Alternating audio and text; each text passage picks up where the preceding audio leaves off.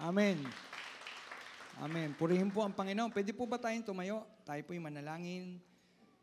Minsan pa, Panginoon, paranas mo sa amin, Panginoon, ang mga bagay na himala, Panginoon, na magaganap sa aming mga buhay, Panginoon. Patunayan mo, Panginoon, sa may mga karamdaman, Panginoon, ikaw ang aming dakilang manggagamot, Panginoon. Ama, ngayon pa lamang, O Diyos, kilusin mo ang bawat isa sa amin, Panginoon. Kikilos ka sa buhay, Panginoon, ang bawat isa habang kami nakikinig ng salita mo, Panginoon, sa umagang ito, Panginoon. Salamat, Panginoon, dahil tanggap mo ang aming mga papuri, ang aming mga pagsamba, Panginoon. Purihin ka amin. Purihin ka, O Diyos. Purihin ka. Sa iyo po ang papuri at pagsamba sa pangalan mo, Jesus. Amen. Amen. Palakpakan po natin Panginoon.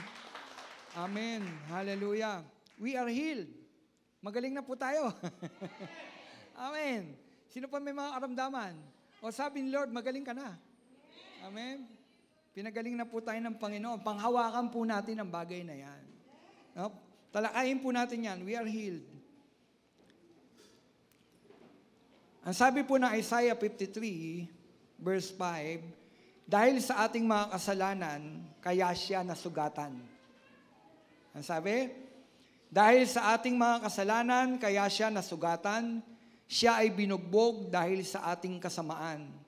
Tayo ay gumaling dahil sa pahirap na tinamo niya at sa mga hampas na kanyang tinanggap. Amen. Purihin po ang Panginoon sa pagbasa ng kanyang mga salita. Dito po ay pinakikita, mayroon tayong Diyos na manggagamot. Amen? Amen. Hallelujah. Ang sulat na ito ni Propeta Isaiah ay pagpapakita na tayong tao ay makasalanan. At tila walang pag-asa. Ngunit ipinamalas ng talata na ito na sa kabila na ang tao ay nagkasala, mayroong isang Panginoon Diyos na nagkatawang tao upang ang kasalanan at ang bunga nito ay kanyang bigyan ng solusyon. Dahil sa ating mga kasalanan, kaya si Kristo ay napako sa krus upang ang bunga ng kasalanan ay kanyang bayaran. Bilang ating kapalit, kinuha niya at binayaran ang kaparusahan na nauukol sa ating mga kasalanan. Ano ang naging benepisyo? Tanong nyo, no? Anong naging mga benepisyo ng sakripisyo ni Jesus sa krus? Una, tayo'y gumaling dahil sa mga hampas na kanyang tinanggap. Ngayon, talakayin natin, ano-ano ang mga agalingang ibinigay ng ating Panginoon sa bawat isa sa atin. No? Una, siyempre, aminin natin na tayo mayroong mga sakit. Amen? Sino ngayon ang may sakit? Meron po ba tayong mga sakit? No? Maraming may mga sakit. Pero salamat na lamang mayroon tayong dakilang Diyos na siya ang ating dakilang manggagamot, ang ating Panginoon. Amen? Sabi ko nga, una, dapat aminin natin na tayo ay may sakit. Ano ang unang pinagaling ng ating Panginoon? Kasi merong benepisyo eh. No, may benepisyo yung sakripisyong ginawa ng Panginoon. Bakit ba nagsakripisyo ang Panginoon sa krus ng Kalbaryo? Sabi nga niya, kinuha niya, binatan niya. Yung hirap na yon upang tayo ay magkaroon ng ng kagalingan.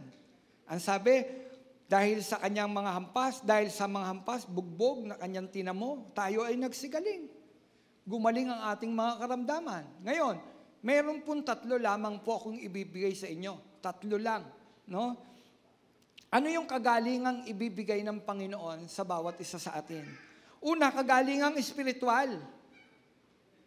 Amen? Kagalingang espiritual. Ang tao may sakit. Mga kapatid, ang tao ay may sakit. Ano ang sakit? Espiritual. Unang-una. Hindi lang yung pisikal. No, hindi lamang pisikal na karamdaman ang mayroon tayo. Ang tao may sakit espiritual. Tingnan ninyo, bakit ang tao ayaw magsindalo sa church? Bakit ang tao ayaw makinig ng mensahe ng Panginoon? Kasi may sakit espiritual. Tama po ba? May sakit espiritual. Kaya kailangan ng tao kagalingang espiritual. Sabi ko nga, una, may sakit ang tao espiritual. Tingnan ninyo, ang tao ayaw magbasa ng Biblia. Ang hindi pagbabasa ng Biblia at pananalangin sa Panginoon ay pagpapakita na ang tao ay may sakit, espiritual. Na kung saan yung Biblia, doon natin makikita lahat ng benepisyong ginawa ng Panginoon at lahat ng mga pangako na pwede natin panghawakan. Pero ayaw basahin ng tao ang salita ng ating Panginoon. Doon nagpapakita, ang tao ay may sakit, espiritual. Minsan pa nga, hindi lang sakit, espiritual mayroon ng tao. Patay, espiritual. Tingnan ninyo, maraming tao ayaw pagdating sa salita ng Panginoon, ayaw pakinggan. Di po ba? Pagpapakita na ang tao, patay, espiritual, pagpapakita rin na ang tao, bagamat nasa loob na ng simbahan, may sakit pang espiritual. Pastor Romel, paano may sakit espiritual? Nasa loob na ng simbahan. Tinanggap na si Kristo, ngunit may sakit pa espiritual. Paano malalaman kung may sakit espiritual? Maramdamin. Konting kibot, nagdaramdam, nagtatampo. Na dapat hindi na gano'n ang mga mananampalataya. Tama po ba? Maramdamin. Pag hindi napansin, nagdaramdam. Hindi na dapat ganoon. Una, pumunta tayo sa church para kayo sa ating Panginoon, hindi para lang sa tao. Di po ba? Pag hindi napansin ni pastor, hindi nakamayan ng pastor, nagtatampo. Pastor, di mo ako napansin. Hindi naman. Una, hindi si pastor ang pinunta mo sa church. Amen? Hindi si pastor ang pinunta natin sa church. Pinunta tayo sa church para sumamba sa Panginoon. Ang pastor, hindi tayo mapapansin ng pastor. Tao yan eh. Pero ang Diyos, lagi tayong pansin ng Panginoon. Di po ba? Huwag natin hintayin yung... Kaya, sabi ko nga, paano natin nalalaman na may sakit espiritual? Maramdamin. Ano pa? Sa loob ng church, ano nagaganap? Kasi yung mga wala pa kay Kristo, patay yun, espiritual eh. Naunawaan niyo po? Pag wala ka pa kay Kristo, patay espiritual. Pag tinanggap mo si Kristo, buhay ka na espiritual. Kaya nga tinatawag na born again. Isinilang na muli. Isinilang ka sa espiritu.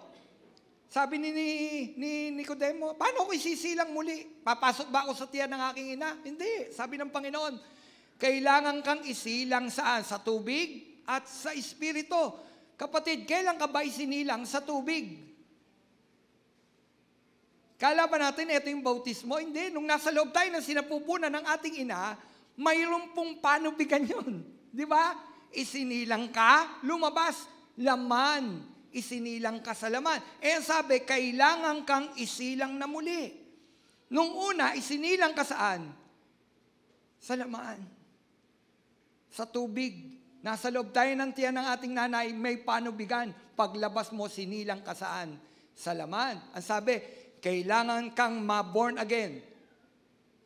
You must be born again. Isilang na mali. Kaya ang sabi ni Nicodemo, papasok ba ako sa tiyan ng aking ina? Sabi ng Panginoon, hangal. Ang tinutukoy ko'y espiritual. So pag tinanggap mo si Jesus bilang Panginoon mo tagapagligtas, isinilang kang muli. Nabubuhay kang espiritual. Ngayon, kung nabubuhay kang espiritual, ano dapat mayroon ang taong nabuhay espiritual? Ano dapat mayroon tayo kung tayo nabuhay espiritual? Dapat malakas, dapat masigla, dapat hindi na maramdamin. Bakit ko nasabing may sakit espiritual? Kasi nga, born again na, maramdamin pa. Taas ang kamay ng mga maramdamin. Di po ba? Born again na, hindi pa nasisiyahan. Ang sabi, makontento kayo kung anong meron kayo. Amen? Natandaan niyo yung mensahe ko ng mga nakaraan. Ang sabi ni Paul, naranasan ko ng magutom. Ay, hindi pala dito sa Caloocan, Bethel pala yung sinermon. Naranasan ko magutom. Naranasan ko mabusog. Naranasan ko ang mawalahan. Naranasan ko rin ang managana. Pero isang bagay ang kanya natutunan, makontento. Nakukontento ako kung anong mayroon sa akin, mga kapatid. Yun ang tunay na mananampalataya. Nakukontento siya.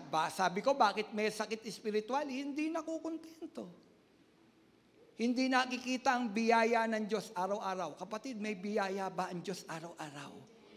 Kadalasan, hindi natin nakikita ang biyaya ng Panginoon kasi may sakit tayo espiritual. Nakukuha niyo po. Kaya maraming mananampalataya, weak, mahina. Ngayon, ako ba malakas? Sabi ng Panginoon, may panahon na malakas kayo, may panahon mahina. Huwag niyo ipagmamalaki na malakas kayo ngayon, baka mamaya mahina kayo. Ibig sabihin, dumarating tayo doon sa panghihina. Ngayon, kung mayroong panghihinang espiritual, mayroong karamdamang espiritual, sino ang kailangan natin para tayo lumakas muli at manumbalik ang ating lakas at sigla?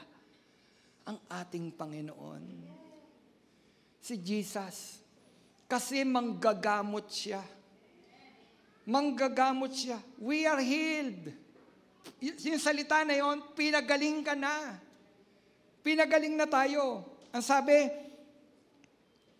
ng Roma 6:23, sapagkat ang kamatayan ang kabayaran ng kasalanan, ngunit ang kaloob ng Diyos ay buhay na walang hanggan. Nakuha niyo po, ano sabi? Ano daw ang kabayaran ng kasalanan? Kamatayan. Kaya ang tao namamatay. Hindi lang pisikal. Ang pinakamahirap, yung kamatayang espiritual, pagkalayo sa Diyos. Pero ang sabi, sapagkat ang kabayaran ng kasalanan ay kamatayan, ngunit ang kaloob naman ng Diyos ay buhay na walang hanggan. Praise the Lord, hallelujah. Di mo ba? Buhay na walang hanggan sa pamamagitan daw ni Kristo Jesus. Praise God. Dito pinakikita na ang kaloob ng Diyos ay buhay na walang hanggan, pinagagaling niya tayo spiritual. Amen? Itong physical na ito mamamatay. Pero yung tinutukoy ng Panginoon, buhay na walang hanggan, spiritual yun. Spiritual kasi itong katawang ito, babalik ito sa lupa, hindi ito panlangit. Tandaan niyo po, yung katawan natin yan, hindi panlangit. Kailangan mamatay ang katawang panlupa. At papalitan ito ng Panginoon ng katawang panlangit, akma para sa langit. Paano mangyayari yun? Kailangan pagalingin ng Panginoon. Pagalingin ka muna espiritual. Kaya nga pagpagaling ka espiritual, ang sabi, mayroon kang buhay na walang hanggan. Sino dito mayroon pinagaling na ng Panginoon ang kanyang espiritual na buhay? May buhay na walang hanggan ka na. Amen? Kung pinagaling ka na ng Panginoon, at mayroon ka ng buhay na walang hanggan, kapatid, hindi ka na matampuhin. Hindi ka na maramdamin. Nakukontento ka kung anong binigay ng Diyos sa iyo. Tama po ba? Tama po ba na nakukontento tayo?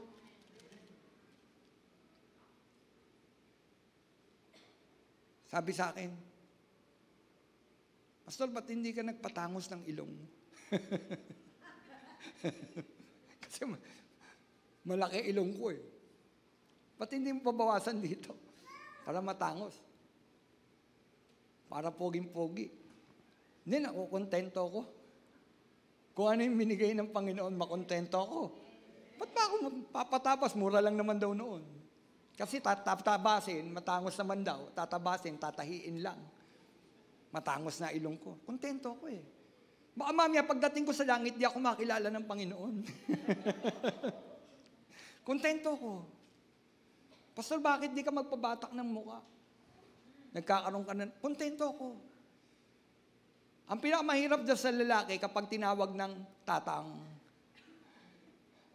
Di ba? Dati ang tawag sa akin sa palengke, pogi. Pogi.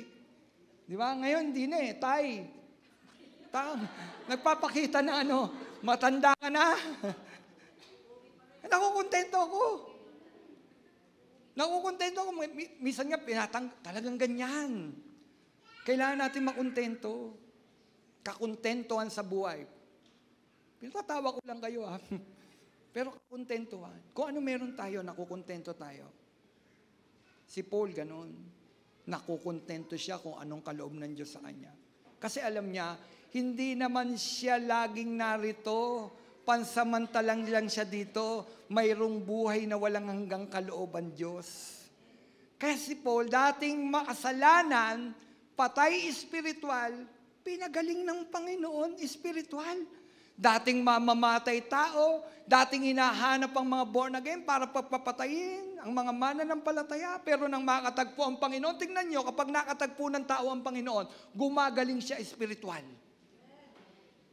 Nung nakatagpo ni Paul ang Panginoon sa daang Damasco, mayroon siyang nakitang nakasisilaw. No? Tinamaan yung kanyang mata. Nabulag si Paul. Nabulag si Paul. Kita nyo, nakatagpo niya ang Panginoon, pero ano nangyari sa kanya? Nagkaroon siya ng karamdamang pisikal. Pinayaan ng Panginoon, mabulag si Paul. Pero pinagaling siya ng Panginoon, espiritual. Kasi bago yung katawan, concern ng Diyos, hindi yung katawan lang ng ating ito, kasi mamamatay ito. Concern ng Diyos sa ating espiritual na buhay. Si Paul, binulag muna ng Panginoon. Hinayaan siya sa madilim, wala siyang nakikita. Hanggang sa pinagaling muna ng Panginoon ang kanyang espiritual na buhay. Bakit? Yun ang concern ng Panginoon. Alam nyo mga kapatid, tayo, concern ng Panginoon sa ating espiritual na buhay. Hindi lang sa ating pisikal.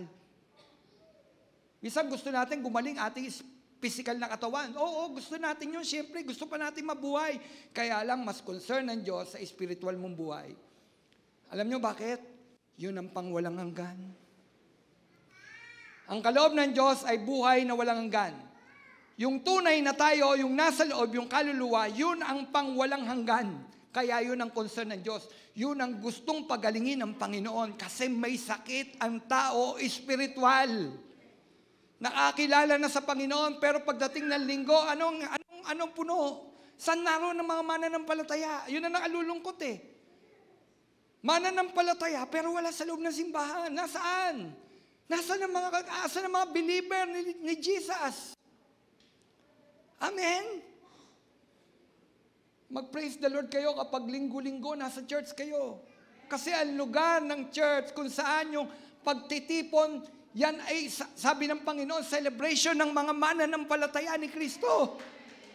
Kasi yung araw-araw nating buhay, yun ay araw-araw nating pagsamba at pagpunta natin sa simbahan, pagtitipon ng mga banal, celebration kay Lord. Pero ayaw ng mananampalataya ng celebration kay Lord. Bakit pag linggo, hindi puno ang church? Ang daming bakante. Pastor, nasa online naman eh. Opo, salamat po sa mga nag-online. Kaya lang, kailangan makita tayo sa church. Pagtitipon, pagsasama ng mga banal, pagsasama ng mga taong pinagaling espiritual. Amen? Alam nyo, pag magaling ang ating espiritual na katawan, hindi problema sa atin ang pumunta sa church. Amen? Kahit iba-ibahin pa natin ang oras, kahit gawin pa natin uling 1:00, kahit gawin pa natin uling 3:00, kahit gawin pa natin 6:00 ng gabi, pag ikaw magaling ka espiritual, wala kang karamdamang espiritual, walang problema sa iyo kung anong oras ang church. Kasi pupunta ka doon dahil naroon ng Panginoon, kakatagpuin mo siya. Walang problema sa atin. Amen? Kaya lang, nakalulungkot, bakit ang mga mananampalataya may sakit espiritual? Sinabi ko ito sa Caloocan noong nakaraan. May kumakalat na naman panibagong virus. Narinig nyo na yon. Yung ilan alam na yon. Ang tawag doon, Morbus Sabaticus. Search nyo sa Google. Isasabihin sa inyo kung ano ibig sabihin ng Morbus Sabaticus. Sunday sickness. Sino mayroon Sunday sickness? Morbus Sabaticus. Ano ang sintomas? Ano ang sintomas ng Sunday sickness?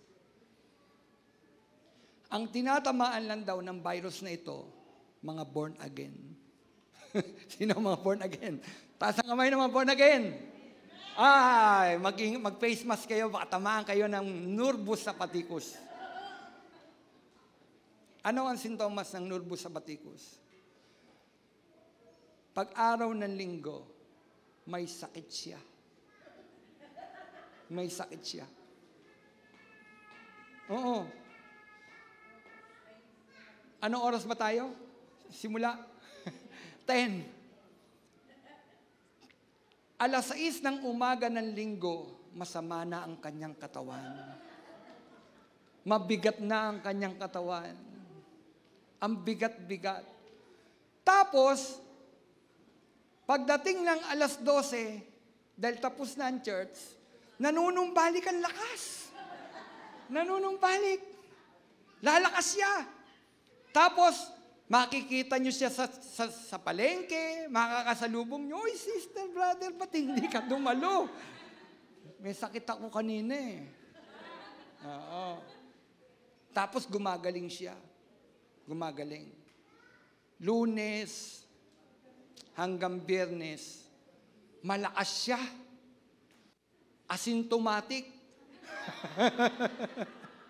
Asymptomatic. Lunes hanggang Biyernes, malakas siya. Tapos, pagdating ng Sabado, darating na naman ang sintomas. Unti-unti sumasakit ang kanyang ulo, hindi na makatayo, nakahiga na lang siya hanggang sa araw ng linggo. Naka-face mask. Pag dinalaw ni pastor, sasabihin, "Pastor, lumayo po kayo sa akin, baka maawa ka ng nervous sa batikos." Walang magsesermon sa church. Nervous sa batikos, fatal, nakamamatay. Nakamamatay. Tinatamaan mga mananampalataya ni Kristo. Nervous sa batikos. 10:00 ng umaga, muli na namang iiral ng linggo ang kanyang karamdaman. Sino dito may nervous sa batikos? Pagagalingin tayo ni Lord. Amen. Pagagalingin tayo ni Lord, aminin lang natin sa Panginoon, "Panginoon, may sakit ako espiritual. Ayoko nga dumalo eh." Alam nyo ba, lahat tayo may nervous sa batikos. Pag araw ng linggo na halos nakikipagbuno tayo sa higaan. Ayaw nga natin tumayo eh. Tama? Sa susunod na linggo na lang ako dadalo. Sa susunod na linggo. Lahat tayo. Pero salamat sa Panginoon dahil naririto kayo, nasa online rin kayo. Ibig sabihin nun na pagtagumpayan nyo yung sintomas. Si Sister Karen kahit may sakit nung linggo, tumayo dito. Amen? May sakit siya nun. Nung pinakikinggan ko nga sabi ko may sakit si Karen. Totoong may sakit, hindi nagkukunwari. Pero tumayo siya. Dahil walang kwenta ang nervous sa batikos lang niya. Walang kwenta, pati physical niyang katawan. Kailangan paggamit kay Lord. Aminin natin sa Diyos. Kapatid, aminin natin sa Diyos. Kapag tayo may sakit espiritual at ang Diyos pagagalingin ka. Concern ng Diyos sa espiritual nating buhay. Kasi yan ang pangwalang hanggan. Ang sabi ng Roma 6:13, "Huwag na niyong ipailalim sa kapangyarihan ng kasalanan ang ating alimang bahagi ng inyong katawan bilang kasangkapan ng kasamaan. Sa halip, pasakop kayo sa Diyos bilang mga taong namatay at muling binuhay at inihandog sa Kanya ang buo ninyong pagkatao bilang kasangkapan ng katwiran." Amen? Praise God! Ang sabi, huwag na ninyong ipailalim. Saan? Sa kasalanan ng alimang bahagi ng inyong katawan. Sino dito ang pinagaling na espiritual ng Panginoon? Binago na ng Panginoon ang inyong mga buhay, ang ating mga buhay. Ang sabi, huwag nang ipailalim sa kapangyarihan ng kasalanan ang alimang bahagi ng ating katawan. Huwag na. Bakit? Papatayin ka uli niyan. Magkakasakit ka uli espiritual. Amen? Sabi, huwag na ipailalim sa kapangyarihan ng kasalanan ng alimang bahagi ng inyong katawan bilang kasangkapan ng kasamaan. Sa halip daw, pasakop kayo sa Diyos bilang mga taong namatay at muling binuhay. Sino dito ang patay na sa kasalanan?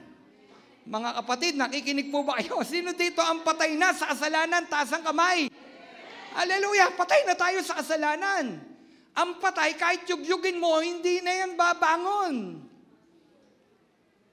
Tama? May namatay na adik. Binibigyan nila ng drugs. Hindi kumikibo yung patay. Samantalang nung buhay siya, sige, pero pag patay na yan, kahit bigyan mo yan ng maraming drugs, hindi yan kikibo. Bakit? Patay na yan eh. Kapatid, ganun din tayo. Patay na tayo sa kasalanan. Kaya kahit anong dating ng kasalanan, wala nang epek sa'yo. Bakit? Patay ka na dyan eh. Sino ang patay na sa kasalanan, mga kapatid? Pero buhay naman tayo kay Kristo sa Espiritu. Kaya't ang interesado ka, pang espiritual na sistema ng buhay. Pagdating sa Bible study, prayer meeting, di po ba pagbabasa ng salita ng Panginoon, paano natin mapapalakas ang ating espiritual na katawan? Yun ang ating interest ngayon. Bakit? Buhay ka na espiritual. Kapatid, buhay ka ba espiritual? Pero kung may sakit ka, sabihin mo sa Panginoon, Panginoon, kailangan ko ang tulong mo. Pagalingin mo ako at andyan ang Panginoon, pagagalingin tayo. At kung ikaw ay pinagaling na ng Panginoon, sabi ng Panginoon, huwag mo nang ipailalim ang iyong katawan, anumang bahagi ng iyong katawan, sa kasalanan. Ang sabi, sa halip, pasakop kay sa Diyos bilang mga taong namatay at muling binuhay. Ihandog sa Kanya ang buo ninyong pagkatao. So kung mayroong maihahandog tayo sa Diyos, bilang mga taong binago, binuhay ng Panginoon, ano yun? Yung buo nating pagkatao. Kapatid, para kay Kristo ka. Para kay Kristo po kayo. Amen? Kaya tayo nabubuhay dahil kay Kristo. Mga kapatid, tamahin niyo po ito Kaya ka nabubuhay pa dahil kay Kristo. Para kay Kristo. Hindi para sa mundong ito. Kaya tayo nabubuhay pa para kay Kristo. Amen? Hallelujah! Praise God! Thank you, Lord. Di po ba dati tayong mga bulag? Alam nyo kung dati tayong mga bulag? May kantang may gandang dati, ganun eh. Hindi alam na mga kabataan to. Open our eyes, Lord. We want to see Jesus. Di po ba? Open our ears, Lord. We want to hear Jesus. Di ba dati tayong bulag? Di natin nakikita ang biyaya ng Diyos. Dati tayong mga bingi. Hindi natin naririnig ang salita ng Panginoon. Pero nang makatagpo mo ang Panginoon, yung bulag mong mata, binuksan ng Panginoon. Ngayon, kitang-kita mo na ang biyaya ng Diyos. Bawat araw, nakikita mo, bagong umaga, bagong panahon para magpasalamat sa Panginoon. Kasi kitang-kita mo na ang biyaya ng Panginoon. Hallelujah! Sino dito dating bulag? Ngayon nakakita na. Spiritual. Open our eyes, Lord. We want to see Jesus. Open our ears, Lord. We want to hear Jesus. Kapatid, bukas ba tenga mo? Bukas ba? Naririnig niyo po ba ang salita ng Panginoon? Gusto ng Panginoon pagalingin ka totally, spiritual. Bakit? Kasi gusto ka ng Panginoon makasama sa kanyang tahanan. Hallelujah! Purihin ang Diyos. Ang sabi, tayo yung mga binuhay, ihandog natin ang buo nating pagkatao bilang mga kasangkapan ng katwiran. Kapatid, ang pagsisihan natin ng ating mga kasalanan at tanggapin natin si Kristo sa ating mga puso bilang Panginoon tagapagligtas, tayo ay nakatanggap ng kagalingan ng ating mga espiritu. May kasakitan, no? Mga kagalingan ng ating mga espiritong may kasakitan at lubusan tayong pinagaling ng ating Panginoon. Kapatid, sino ngayon dito pinagaling na ng Panginoon espiritual? Pinagaling na po tayo, no? Alam niyo po ba nasisiyahan? Kung ako nasisiyahan sa mga bagong tanggap kay Kristo, higit na masaya ang langit sa mga kaluluwang tumanggap kay Kristo. Ang sabi, laksang anghel ang nagdiriwang sa langit dahil sa isang kaluluwa. Dahil sa isang kaluluwa. Kapatid, laksang anghel ang nagdiriwang ngayon sa langit. Amen? Pinagaling ka na, spiritual. Pangalawa, pinagagaling ni Jesus ang ating mga pusong bigo. Sino dito mga broken-hearted? Alam nyo, yung mga broken-hearted, hindi lang ito sa magjowa. Hindi lang ito para sa mga kabataan. No, tatawanan yung mga kabataan. Hindi lang ito para sa mga magkasintahan. Marami ang broken-hearted. Marami ang wasa ang puso, marami sira ang puso. Sinasabi, pinagaling ni Jesus ang ating mga pusong bigo. Napakaraming nagiging sanhi para tayo magkaroon ng pusong bigo. Una, pinagtaksilang ka ng asawa mo. Di po ba?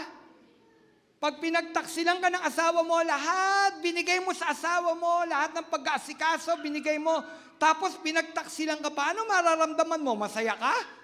Hindi Magagalit ka, masisira ang kalooban mo, mawawasak ang puso mo. Tama? Tama po ba? Yan. So isa yun, pinagtaksila ng asawa, pinagtaksila ng kaibigan. Sino dito nakaranas na pinagtaksila ng kaibigan? Hindi kayo nakaranas nun? Meron nun.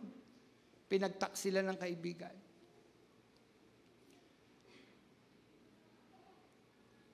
Ang naging asawa yung kaibigan. Dati no, uso yun, kuya, di ba, uso nun yung palakad. Ngayon kasi chat-chat na lang no? Dati, lakad mo naman ako dyan. Lakad mo naman ako dyan. Di ba? Lakad mo naman ako ganito. Lakad mo naman ako gano'n. Ikaw naman lalakad. Ang nagiging kasintahan yung naglalakad. Yung naiiwan yung bigo, yung mayroon talagang gusto doon sa babae. Ang nagiging kasintahan yung naglalakad. Pinagtaksila ng kaibigan. Alam niyo ba maraming pinagtaksila ng kaibigan? Nanghiram sa'yo, kaibigan mo. Di ba? Nanghiram. Asang-asa ka. Sige na, babalik ko rin. 1 linggo lang. Di ba? Usong-uso yan. Scammer. Sige na, babalik ko rin. Babalik ko rin. Hindi na. Alam nyo, para maganda, wag na lang tayo umasa. Pag naggumugot kayo, consider nyo na binigay nyo. para hindi masisira yung relationship. Pero maraming pinagtataksila ng kaibigan. Tama po ba? No? Maraming mga pinagtataksila. Yan pinanggagalingan. Ano pa? Pagkabigo sa hanap buhay.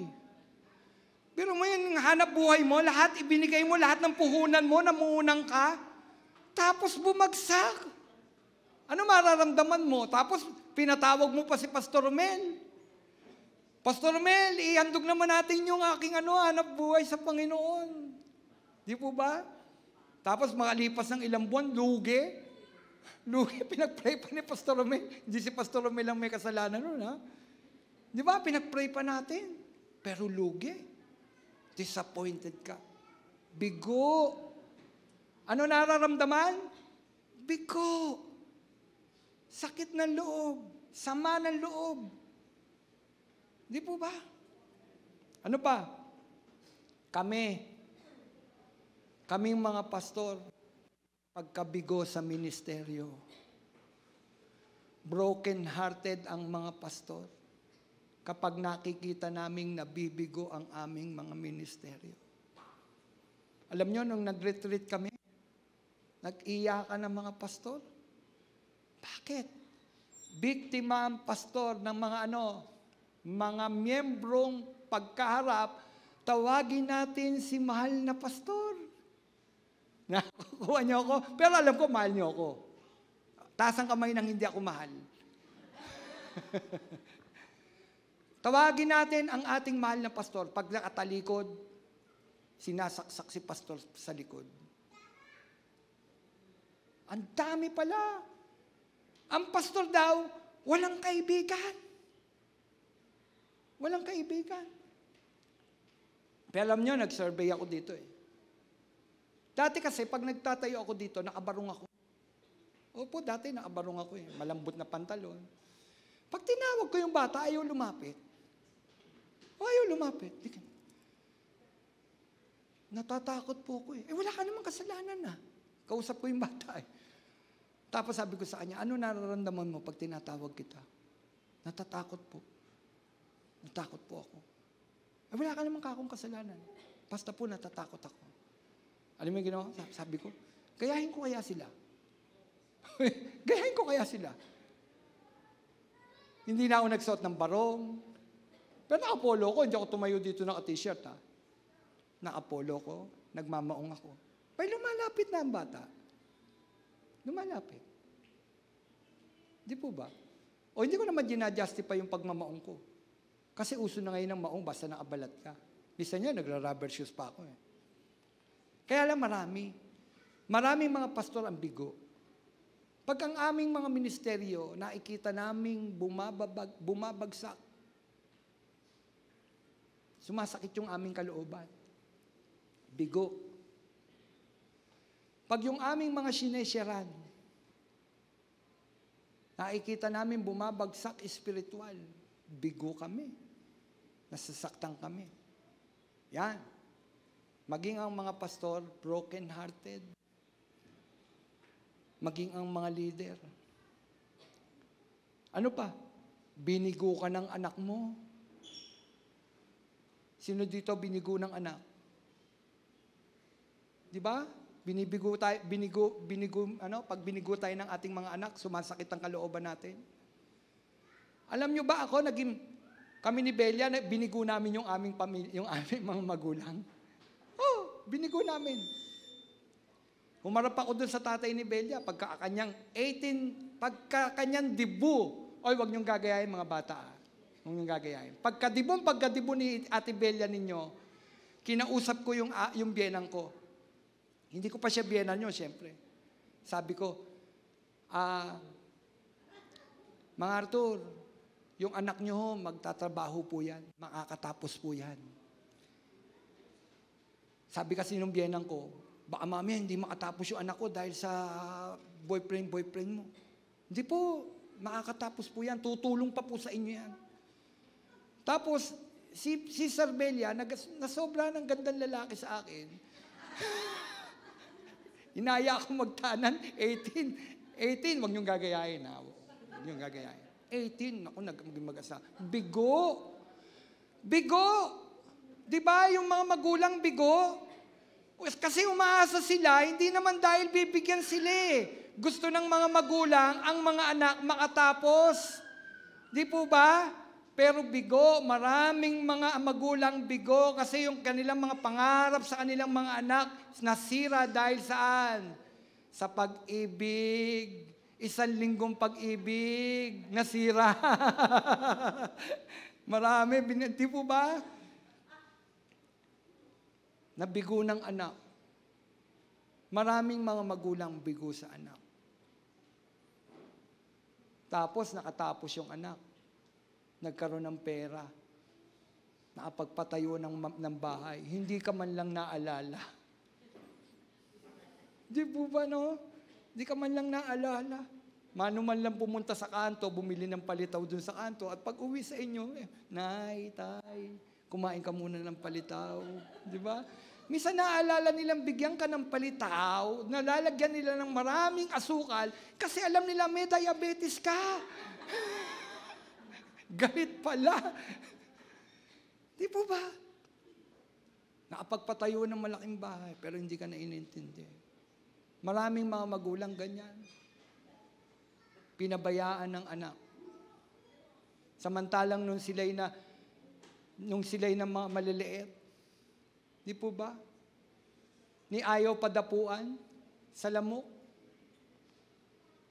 At sa umagay, kalong-kalong ng kanyang, di ba?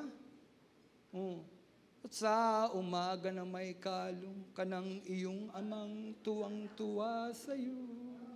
Brother Ronald, si tatay mo tontuwa nung kalong-kalong ka.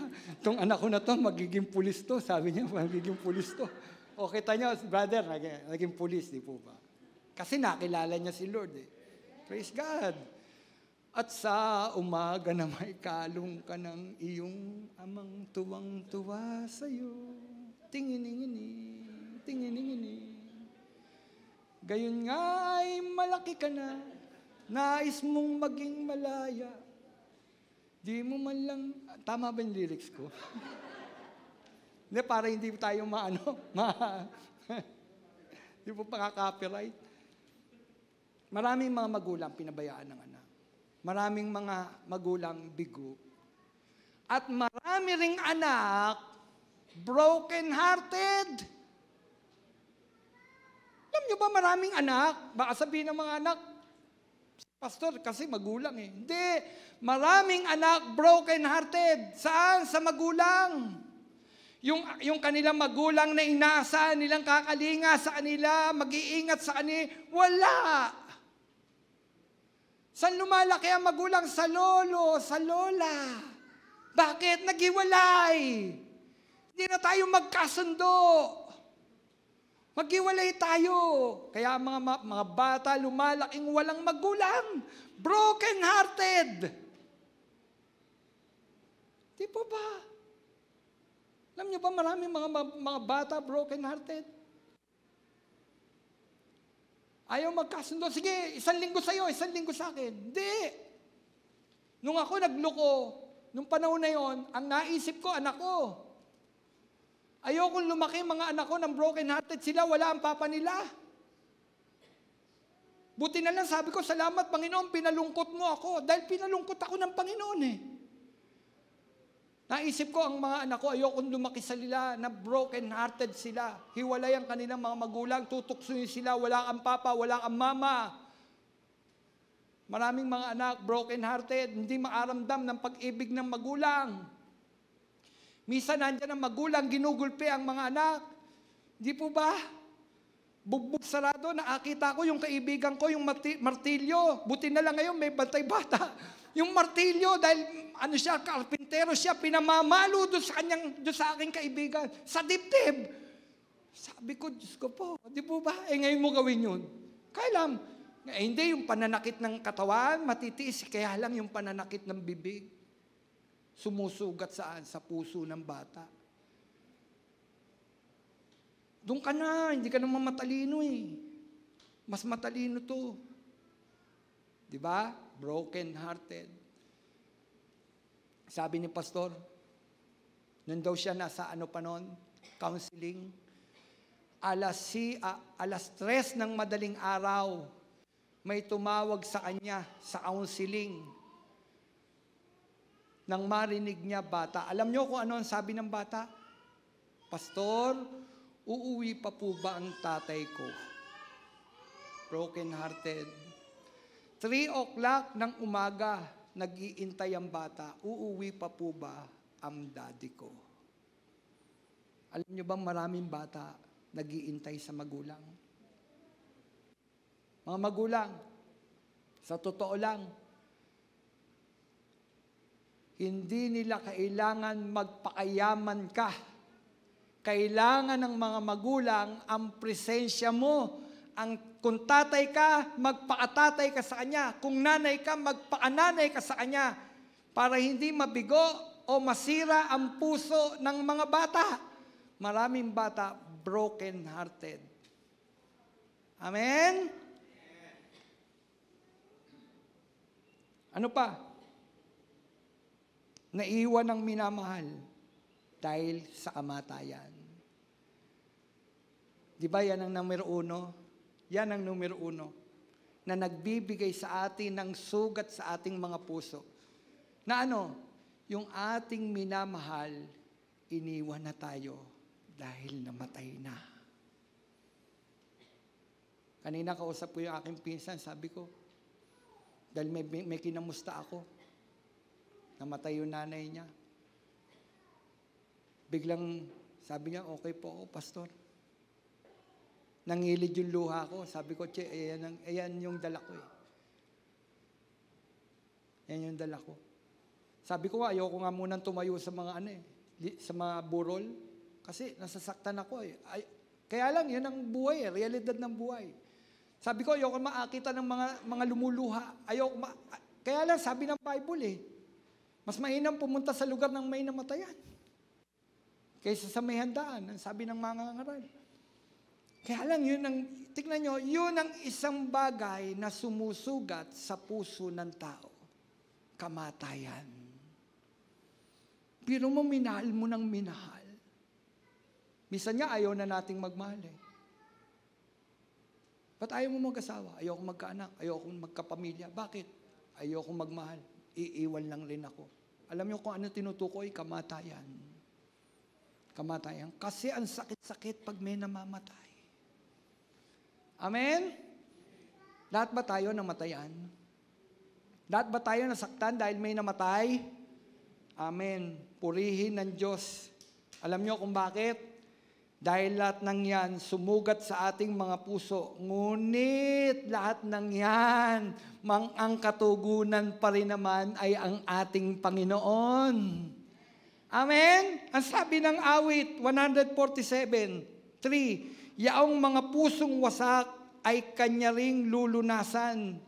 Ang natamo nilang sugat, agad-agad natatapalan. Hallelujah! Pagagalingin ng Panginoon. Ang alin? Ang ating mga pusong nasugatan. Yung ating mga pusong wasak, pagagalingin ng Panginoon. Kasi ang Panginoon, ayaw niya ng ang puso natin wasak, sira, bigo. Gusto ng Panginoon buuin ang lahat ng bagay na yan. Ayusin, pagalingin ng Panginoon. Kung ang puso mo hindi makapagpatawad, gusto ng Panginoon pusong nagpapatawad. Kasi ayaw ng Panginoon na mananatili tayong sira ang ating mga puso, wasak ang ating mga puso dahil sa agagawa ng ilan. Mga kapatid, yan ang ating Diyos. Yan ang ating Panginoon. Maging ang ating mga puso, yung ating mga pusong nawasak, broken-hearted, paggagalingin ka ng ating Panginoon. Amen? Di po ba? Ang sarap-sarap noon, malaya ka na, pinagaling ka ng Panginoon. Hindi ka na nasasaktan kahit anong gawin nila, hindi ka na nakakaramdam pa ng sama ng loob, kahit wala si nanay, kahit wala si tatay, okay lang. Andiyan naman ang Panginoon. Si nanay naman, kahit hindi na siya iniintindi ng kanyang mga anak, okay lang, nandiyan naman ang aking Panginoon. Siya magpo-provide. Kung ang aking anak hindi kaya mag-provide, ang Panginoon na magbibigay. Hallelujah! Ibig sabihin nung paggagalingin tayo lagi ng Panginoon, laging ang Diyos nandiyan, di Kanya pababayaan. Bakit? Mahal ka ng Panginoon, iniibig ka ng Panginoon. Nang tanggapin mo si Kristo bilang Panginoon at tagapagligtas, kapatid, inari tayong anak ng ating Panginoon Diyos. At ano ang gagawin ng Panginoon kung ikaw ay inaring anak ng Diyos? Hindi ka kaya kalingain ng Panginoon. Diba? Pagagalingin ka. Sa mga kabataan, huwag kayong pakuha sa mga pogi-pogi lang. Kailangan kilala nila si Lord para hindi kayo mabigo. Pero kahit iwan kayo, kahit iwan tayo, andyan ang Diyos. Andyan ang Diyos. Amen? Ito naman, ikikwento ko lang naman. Hindi ito chismis, ito'y totoo. Kanina nag-usap kami magpinsan. Nag-usapan namin yung naging sakit ng lola namin sa puso. Dahil iniwan siya ng lolo eh. Iniwan siya. Pero nung namatay ang lolo, sabi ng lola, kasi nandun yung isang pamilya. Nandun yung isang pamilya. Siyempre, dadala oh. Nung buhay, pinag-aawayan yun eh. Sabi ng lola, papasukin niyo sila. Tapos nagbeso pa. Nagbeso pa. Alam niyo bakit? Born again na lola ko noon eh. Pero kung hindi pa born again ang lola ko noon, di ba? Kung hindi pa born again ang nanay no, Hindi ka makakapasok dito. Di ba? Ang tagal mong nasa iyo yung asawa ko ngayon. Nitingin, hindi mo matitignan. Hindi, pinapasok niya. Bineso pa niya. Tapos ang sabi pa niya ganito, wala na tayong pag-aawayan. Patay na eh. Totoo naman, di ba? Kapatid, kapag tayo na kay Kristo, pinagagaling ng Diyos ang ating mga puso. Amen? Yan ang Diyos. Una, pagagalingin kanya espiritual. Pangalawa, pagagalingin yung ating mga pusong wasak. Pagagalingin yung ating mga pusong wasak. Broken-hearted. Pangatlo, panghuli. Taas ang kamay ng mga natutuwa at panghuli na. Pagagalingin ng Diyos ang ating katawang pisikal. Kung concern ng Diyos sa ating spiritual na buhay at sa ating mga nararamdaman, concern din ng Diyos sa ating katawan. Yan. Yan. Bakit tayo may karamdaman? Alam niyo ba bakit tayo may karamdaman? Bunga yan ng kasalanan. Kaya tayo may sakit, pisikal, bunga ng kasalanan. Sapagkat ang kabayaran ng kasalanan ay kamatayan. Bago ka mamatay, magkakasakit ka. Ano ba ang ginawa ng tao sa katawang ibinigay ng Diyos? Alam niyo ba, itong katawang ito'y perpekto nung ginawa ng Panginoon? Hindi yan mamamatay.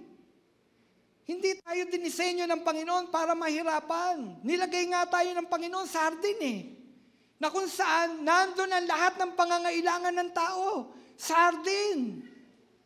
Kakain. Makakapiling lang ang Panginoon, makaka-fellowship siya.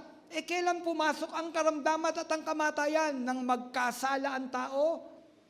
Kasi pinili ng tao yung sumuway sa Diyos. Kaya ang tao ngayon mayroong karamdaman. Tingnan ninyo, hanggang ngayon, yung pangil ng kasalanan nadarama natin.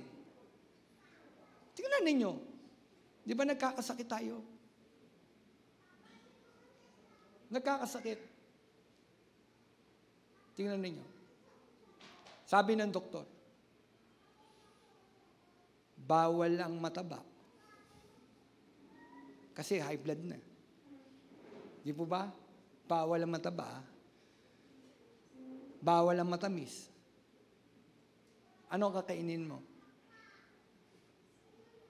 Mataba, matamis. Di ba disobedience yun? Di ba? Hindi mo sinusunod, kasalanan yun. Kasalanan yun. May sakit tayo. Bakit tayo may sakit? Ito'y katawang ito, templo ng Diyos. Ang katawan natin ay templo ng Diyos. Anong ginagawa ng tao? Pinausukan. Di ba? Pinausukan. Alam mo bakit may sakit sa atay? Bakit? Kainom. Alcohol. Alcohol ang number 1 na sanhi ng sakit sa atay. Kidney. Diba? Kaya ang tao nagkakasakit. May sakit tayo. Tapos nagpapatingin tayo sa doktor. Yung doktor ayaw natin sundin. Born again siya. O, bawal yan. Hindi, magpe-pray naman ako eh. Panginoon, huwag niyo pong hayaan. Hindi. Sabi ni Lord, huwag mo kainin.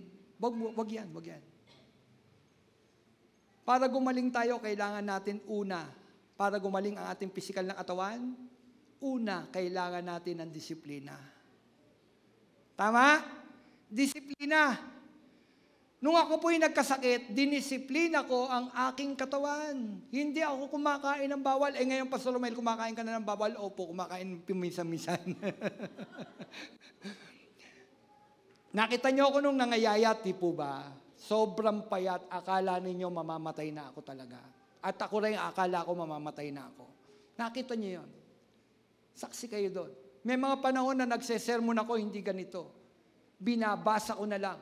Sabi nung nanonood, pagpikit daw niya, tapos na. Tapos na ang online. Opo, kasi binasa ko lang. Kasi hindi tama at hindi maganda yung aking nararamdaman para akong bubuhal. Yun ako noon. Bakit? Kasi nga, nung panahon na yon, may sakit ako. Pero nung dinidisiplina ko ang aking katawan. Sinabi ng doktor, nung pumunta ako sa doktor, nakita ko laki-laking tarpaulin, lahat ng ito bawal. Alam nyo kung ano yung mga bawal? Junk food. Junk food. Yung junk food, yan ang numero 1 sumisira sa ating katawan. Junk food. Nakalagay doon, junk food. Sabi, wag mong kakainin yan. Nung mahilig ako sa kape. Kaya lang, yung iniinom kong gamot, kokontra dun sa kape. Tiniis kong hindi uminom ng kape. Ang buhay ko, kape. Sabi nga ni Sister Karen, buhay natin, kape. Di ba? Ilang araw, okay lang magkape. Pero nung tiniis ko, dinisiplina ko ang sarili kong huwag magkape. Huwag magkape. Bakit? Kailangan kong gawin Bakit? Kailangan kong gumaling. Mga kapatid, gusto niyong gumaling physical? Sundin natin yung sinasabi ng mga doktor. Tama? Pupunta tayo sa doktor, tapos hindi naman natin susundin. Hindi tayo gagaling. Kapatid, ang mga doktor ginagamit ng Diyos. Ulitin ko ginagamit ng Diyos para tayo gumaling. Tandaan po natin yan. Kaya sila, pag nagsabi sa atin, sundin natin. Sundin natin. Huwag natin kakainin yung mga bawal. At makita nyo, gagaling ka. Gagaling ka. Kasi ginagamit ng Diyos ang mga doktor. Amen?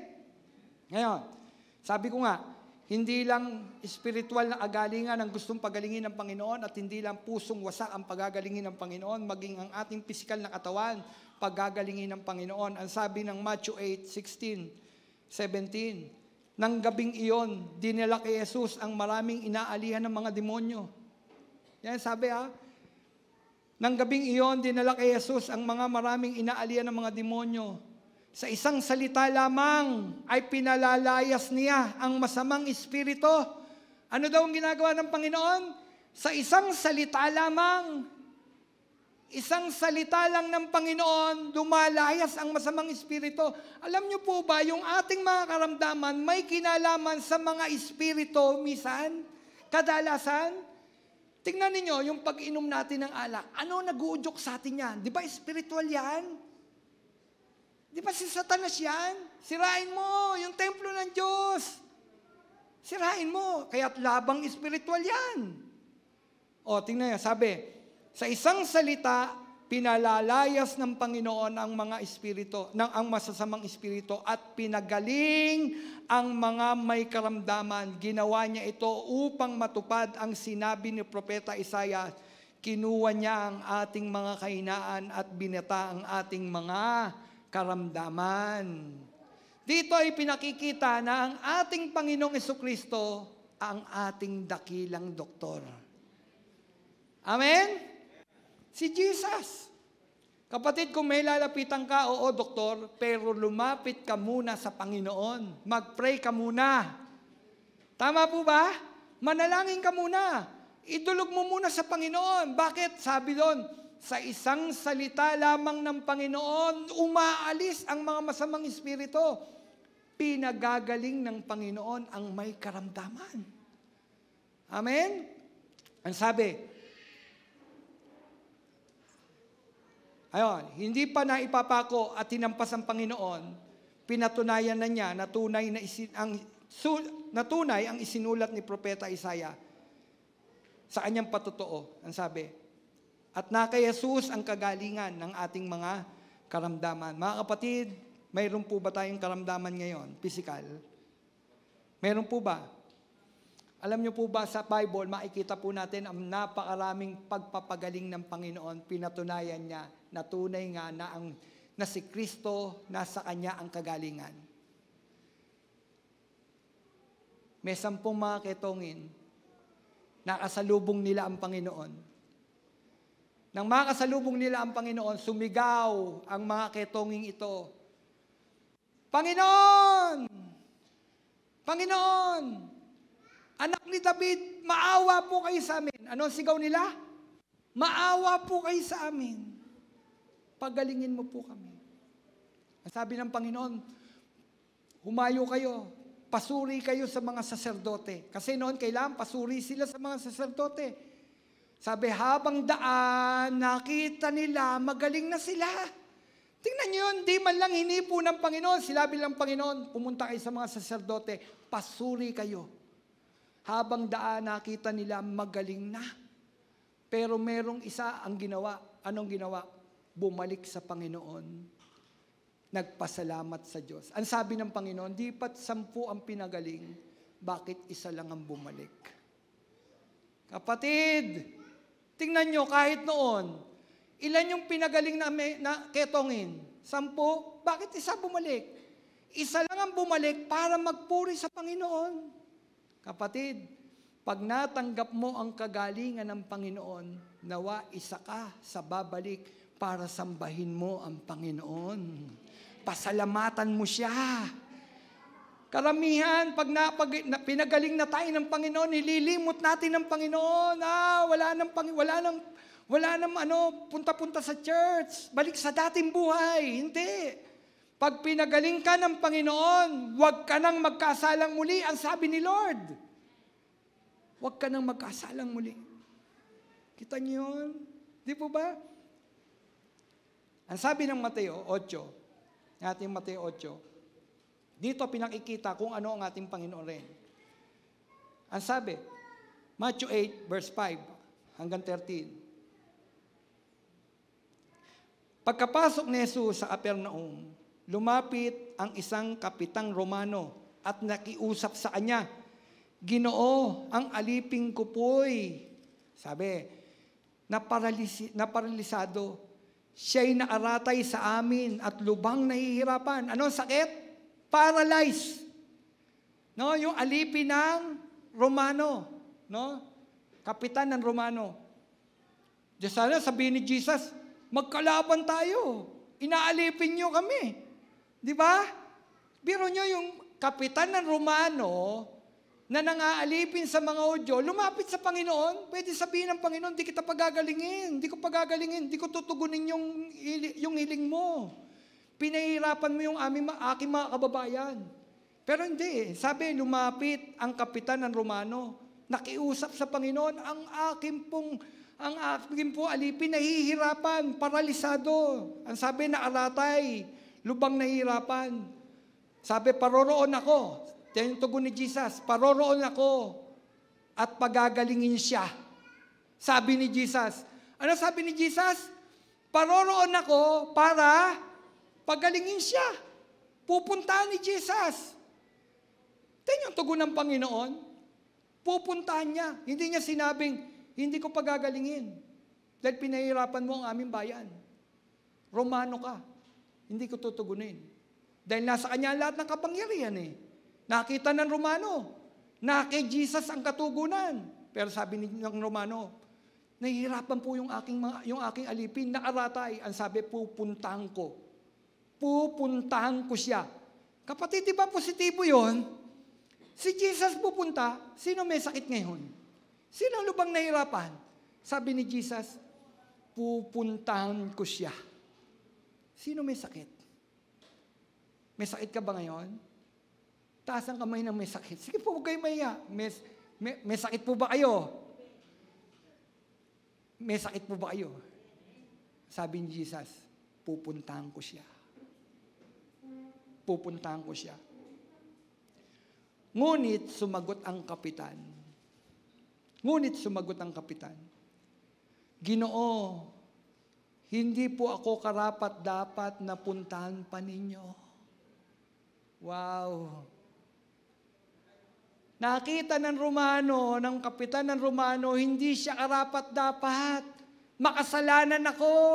Ang sabi niya, Ginoo, hindi po ako karapat-dapat na puntahan pa ninyo sa aking bahay. Sabihin po lamang ninyo at gagaling ang aking alipin. Kita niyo yung faith? Sabi ni Jesus, pupunta ako. Di ba tayo mas gusto natin pupunta?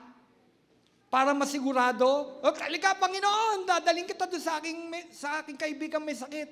Hindi. Sabi nung Romano, huwag na po kayong mag-abala. na pumunta pa sa akin, sabihin mo lang. Sabihin mo lang at gagaling siya. Wow! Faith! Isang Romano, pero nakitaan ng Panginoon ng pananampalataya. Huwag mo nang puntahan, Panginoon, Ginoo, huwag mo nang puntahan. Sabihin mo lang, gagaling siya. Pinakita ng Romano kung gaano makapangyarihan ang Panginoon. Ang sabi ng Panginoon ganito, sabi ng Romano, ako'y nasa ilalim ng mga nakatataas na pinuno. At ako man ay may nasa sakupang mga kawal. Kung sasabihin ko sa isa, humayo ka, siya'y humahayo. At sa iba, halika, sila'y lumalapit. At sa aking alipin, yun, sabi, gawin mo ito at ginagawa niya. Sabi ni Jesus, namangha si Jesus nang marinig ito at sinabi niya sa taong mga sumusunod sa kanya, sinasabi ko sa inyo, hindi ako nakatagpo kahit sa Israel ng ganitong kalaking pananalig. Kasi maraming tao sumusunod sa Panginoon, gusto nilang makita ang mga gawang himala ng Panginoon. Magpapagaling ang Panginoon. Tama naman, pero sabi ng Romano, huwag ka nang mag-abalang pumunta sa akin, hindi ako karapat-dapat. Sabihin mo lang, ako'y merong mga nasa sakupan, pag sinabi ko sa kanilang pumunta ka dito, pupunta yun. Pag sinabi kong patayin niya yun, papatayin niya yun. Parang ganoon. Panginoon, sabihin mo lang. Sabihin mo lang. Alam nyo, tinugon siya ng Panginoon dahil sa kanyang pananalig. Tuloy natin. Tandaan ninyo, sabi, maraming darating buhat sa silangan. Ang sabi, buhat sa mga kanluran at dudulog sa harapan kasalo ni na Abraham at Isaac at Jacob sa kaharian ng langit. Ngunit marami sa lipi ni Israel ang itatapon sa kadiliman sa labas at dooy mananangis sila, mangangalit ang kanilang mga ngipin. At sinabi ni Jesus sa kapitan, umuwi na kayo, mangyari ang inihiling ninyo ayon sa inyong pananalig. Tingnan ninyo yun. Ang sabi, noon di gumaling ang alipin ng kapitan. Ano sabi ni Jesus? Umuwi ka na. According to your faith, it will be done. Anong faith mo? Umuwi ka na. Kapatid, pumunta ka ba dito, may karamdaman ka, alam mo, pagagalingin ka ng Panginoon. Paganahin mo yung faith mo. Pananampalataya sa Panginoon. Sabi ni Lord, according to your faith, it will be done. Mangyari sa'yo kung anong pananampalataya mo. Kapatid, pagagalingin tayo ng Panginoon.